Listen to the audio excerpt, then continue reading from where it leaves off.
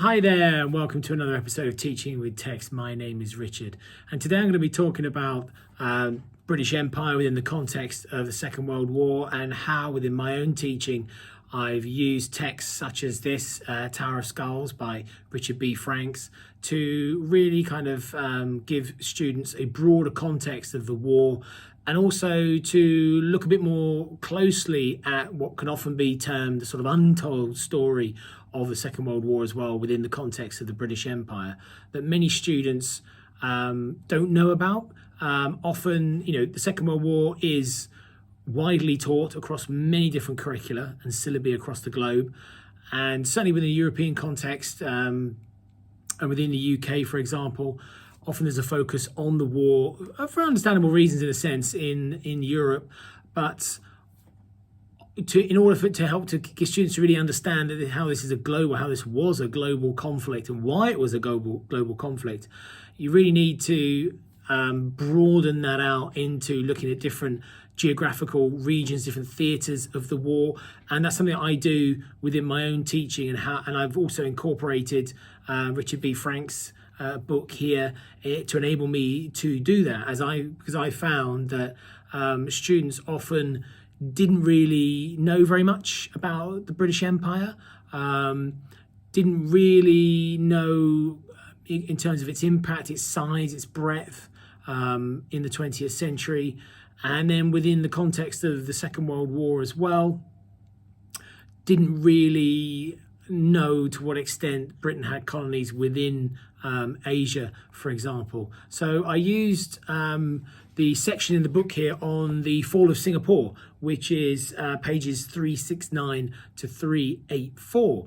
And one of the reasons I did this is because it was a very useful way to explore various kind of historical threads at the time. So obvious one is obviously Japanese imperial expansion at the time, the attack on Malaysia, the attack on Singapore, and that was something interesting as well, because that Richard B. Franks here kind of unpicks the kind of mythologizing that we tend to get around, especially huge conflicts like the Second World War, in terms of the myth of the kind of the invincible jungle sort of fighter of the Imperial Japanese Army. He really kind of contradicts that against the lack of kind of planning, even post-World War I planning. So in my teaching, that was useful as a discussion point with students, to get them to see that broader context of the prioritization that was going on within the British Empire in the 1920s and into the 1930s.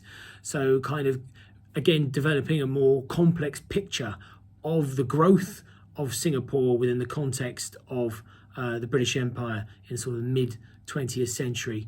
And also adding more complexities to the Japanese imperial military goals and aims as well, under Yamashita, as well as he sort of comes down the peninsula into Singapore. And then within the book that I used, again, there's a lot of detail here about the immediate kind of course and aftermath of the attack on Singapore, and the chaos that it causes, and the very rapid sort of British capitulation, the impact that had, and how that was felt all the way back in London in the UK under Churchill's government. So again, that was something I could use within the classroom to look at the kind of the prestige, if you like, of the British Empire, and how it saw itself, and how obviously colonized peoples viewed it at the time, and also looking at how the Japanese Imperial Army viewed it, in the sense of seeing themselves and their role changing within this region through the course of the Second World War, as they kind of rolled back European imperial powers in the early 1940s. So it's a really useful discussion point to give that broader contextual knowledge for students as well. And also, as part of my own teaching within paper 2, the International Baccalaureate Diploma Programme History, and no doubt within other exam specifications. Often I look at Indian independence and the move towards that, and that's a very common topic nowadays, and increasingly so. And this book again was very useful in that section. Those pages that I was talking about before were very good at looking at how Japanese military authorities were trying to recruit Indian soldiers. So in this section here on the fall of Singapore, I used it with students in my own teaching to look at, well, why did they separate Indian prisoners? We looked at the attempts to kind of encourage, persuade, coerce Indian soldiers to join the Indian National Army and take up arms for Japan against Britain. And again, within the book, which is very useful for students, it adds another layer of complexity.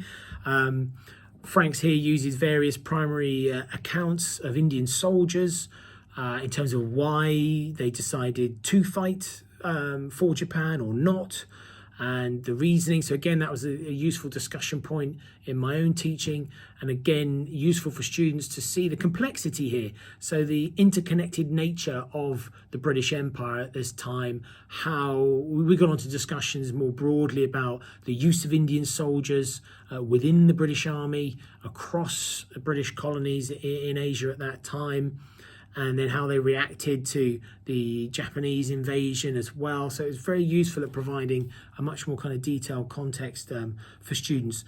And also then within the context of the war, we've got the Sukching operation that the Japanese military conduct. And again, Richard B. Franks there talks about its controversy and the fact that it's kind of evidence is missing. So that was useful in my own teaching to sort of discuss how far can we make claims, how far can we understand what went on.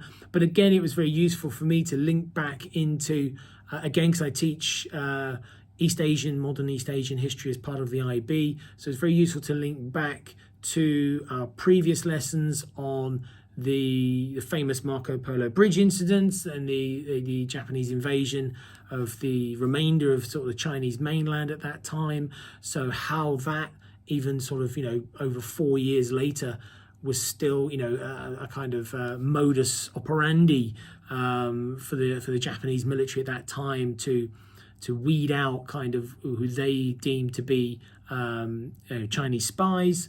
So again, in the book, Frank usefully presents, again, kind of primary evidence that you can use, and I use with my students to kind of look at who was being targeted, why they were being targeted. And then it just, again, gives, going back to my point before, coming out, looking at the sort of chaos, the retreat, people trying to flee, escape, getting on ships, getting out. So it really kind of, a sort of crucible, if you like, for want of a better word. It really enabled students to see the intensity of the war, all the historic threads, or the recent historic threads at that time, how they were coming to play, if you like, within the context of the attack and the fall on Singapore. So it really helped my students to kind of get a deeper understanding of the interplay and interconnectedness of empire at this time. And more broadly, I think it'd be very useful in the classroom to broaden that out, to look at the kind of imperialistic nature of the war itself, which again you can see in another video I did on Richard Overy's Blood and Ruins book on the Second World War. Again, that starts to reposition in a certain extent the imperial nature of the Second World War and how and why it was a global conflict. So again, these books are very useful to really enable students to understand the global nature of the war, which often they struggle to, and to put that together. European theatres, and again, the British Empire is one way of doing that. And students often, in my teaching, in my experience, I've often come across students not making those connections, which is quite surprising. So using books like this, and as I said, the Richard Overy one, really helps to reinforce that imperial side of the conflict and why you have European nations engaging in armed conflict thousands of miles away from the European theatre of the war. So it really helps students develop a much detailed and more complex picture of these incredibly significant events. So thank you very much for listening today, and stay tuned for more videos in the future. Thank you very much. Bye. Bye bye.